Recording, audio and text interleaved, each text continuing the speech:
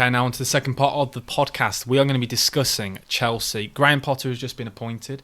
It kind of went really fast. And I like that with a side when they get a manager in fast, because it kind of looks like to me that they've actually thought about it and they've gone, that's our man, and they've gone and got him. Will Graham Potter succeed then? That is the question. And what is a successful season under Graham Potter? Will he get time? There's so many questions, but I'll ask Matt. I'll ask straight away. Do you think it's a good? What do you make of the appointment then? If I was Graham Potter, I would not have even took the phone call. From the perspective of, it doesn't matter how successful he is. Tuchel won everything except the Premier League in, was it 368 days? 348 days, something like that. I'll have to check that. But it was a really short amount of time, and he won exactly the same as what Klopp did, minus a Premier League. And yet, a bad start to the season, he's out the door. There was no. So if he comes in, he could win the Prem this year, for example. But if he loses the first 5 games, 10 games next season, or starts the way they have this time, they'll just sack him. It's new owners, same story. It's just a revolving door at Chelsea. Yeah, I sort of get that. But then, do you not think potentially that they didn't want this wasn't their manager anyway? They didn't want him anyway. That's my only.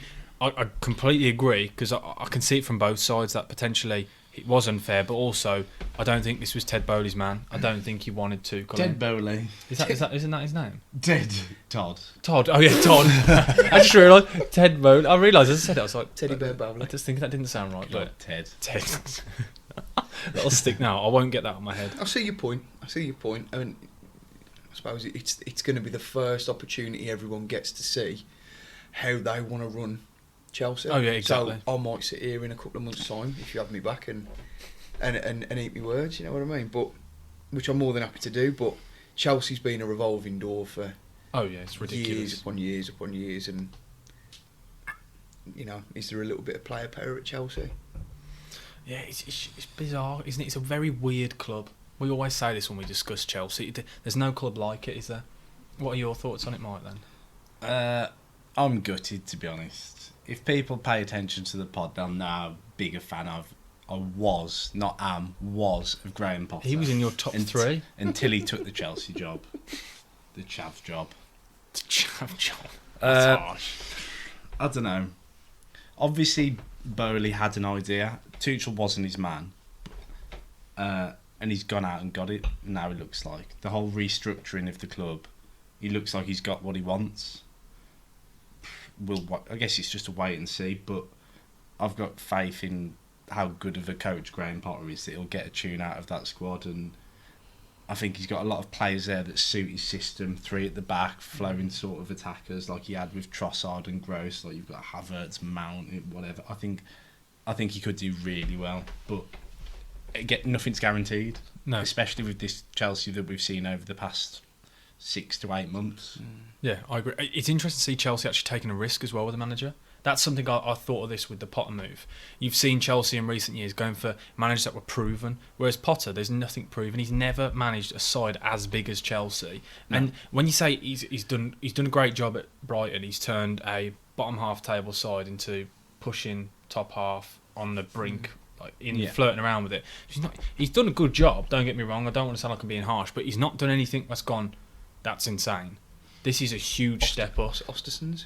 But then you look at Brighton and their resources. I think what he has done with them is insane. If you look at their squad, the way he gets them playing, the results they've got, the finishes they've got, they've never finished this high in their history. I know, I get that. It's a different sort of pressure when that might be what I was trying to say. You haven't got 4 or 5 years to perform, to win stuff. You've got 1, maybe 2 at a push. Chelsea. 100%. I don't think it's it's not a question that he knows or doesn't know how to run somewhere, because you touched on it on the pod the other day regarding transfers. Maupay wasn't performing. Kukurea was going to go, but they squeezed out a little bit of extra money. So he knows how to run it from that perspective. But this is going to be the first club he's ever run where the budget is as big and the expectations as big, the demand is as big. Yeah. And you've seen it before with people where it doesn't quite work out. for me, he's far too meticulous and he's far too switched on to struggle there. I think he'll do really well. Yeah. Yeah, no, But I just don't think he'll be there long. Just because that's Chelsea. it is Chelsea, to be fair. When you look at it, when I was thinking back, I was thinking potentially it might change, but I think you're right. I think it is ingrained into the structure and the culture. That, maybe under Abramovich, yes, and like underlying, it's been there for a while. But if this is Bowley's man, and he's give Tuchel what 7 games, and he's gone, no, that's it, you're gone.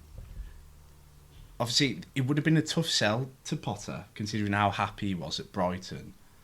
So I don't know what he said to him on the phone, or like whether he said like, "This is your like I want you here for the long term." We just don't know enough about this Bowley to say. I think you could tell you one thing. He probably did wave a lot of cash at him, which Oh, might help. massive. I know. We're acting as if like He's probably Chelsea, just gone like Money talks. his Money wages talks. tenfold. literally. No, I am being Money harsh talk. on. I am being harsh on him, but I think it shows ambition from Chelsea and the new owners. I think that's the biggest thing. It's how much of the owner is going to be willing to stick by. If he goes through a sticky patch, the fans, they're so used to. Some of them will stand there and go, "Well, we want longevity and we want someone to build and blah blah blah." But they've been used to seeing their team win things, and they have won things, but it's been immediate success. So how willing are the fans going to be to allow him the longevity? So how long are the owners going to wait when the fans start getting uppity if he goes through a sticky spot before they decide to pull the pin and the door revolves again? It's or are the fans actually unanimously going to go, do you know what, we've been asking for this for so long, new owners, their man, is he going to give it us? Let's give him a chance and see. I think they're too used to winning things, and I think they'll be on the back instantly if it doesn't work. Yeah, I completely agree. I think they'll give him a couple of months maximum, and before the fans start saying, right, we need results, because that is the Chelsea way, isn't it? It's kind of the only way I can explain it is and I don't mean this in a harsh way because I know it's going to sound a bit harsh, but it's like a spoilt toddler in kind of the sense of Chelsea. What Chelsea have got is insane. Like, they've literally won everything in such a short period of time, but they're never happy. They want longevity, but they want results. They want consistency. But then when it kind of drops off slightly, they want a new manager in. It is a bit of a spoilt toddler kind of thing. But I also get it. I understand. Chelsea any team in London to ever win the Champions League, ain't it, Mark? Yeah. There you go. That was a low blow. I didn't know where you were going with that, and I saw you smirking before you said it. I thought he's going to say something here. No, just in the pot. There you go. Here's a question then: what is a successful season then for Graham Potter's Chelsea? They've got to finish top 4. They have to. Especially, like, they're not his players. I found that really strange about the whole scenario. You've just spent, 300 odd million while Tuchel's been in charge. Bringing loads of players in, sack him instantly. Even Aubameyang, like, that is Tuchel's man. Yeah, 100%. And then the week after he's sacked. So, like, Potter might not want half these players. That's who's making the transfer decisions going forward? Is it Graham Potter or is it Todd Bowley? Because apparently Fofana and Sterling was just Todd Bowley going, yeah, I want him. Aubameyang is, you've seen it on the documentary as well. He's one of these where he ain't great for the dressing room if he's not in the right sort of headspace and everything. He's like a problem child, isn't he? And Graham Potter, that's not what he builds his team. It's constant cohesion. So it's going to be a test for him now. How does he manage these bigger personalities as well? He knows Kukureya. Fair enough. So there's your starting left back. There's Chilwell on the bench. But generally speaking, the personalities of the players that he's got to deal with now are far bigger than anything he's dealt with before. Oh yeah, definitely. And Aubameyang's just a prime example of a problem child. They've got to finish top 4. They've spent. Is it their highest spenders in the league? Yeah, highest spenders in the league. They've probably paid about 20 mil for the privilege of getting Potter to Brighton. That is reports are suggesting. So anything other than top 4 is a massive, massive failure. Top 4 in a cup. So what would you say is a successful season then? So top 4 in a cup, League Cup, FA Cup. Yeah. Anything. They're not going to win the Prem. No, City's going to win the Prem, hands down, clear. That's it. Because Haaland's a freak. Champions League, could they spring a surprise? You never know with Maybe. Champions League. Maybe. If you get a good run to the final, anything can happen. Yeah, if they drop out of that, could they do something in the Europa? They've got options of cups they can win. But for me, top four and a cup.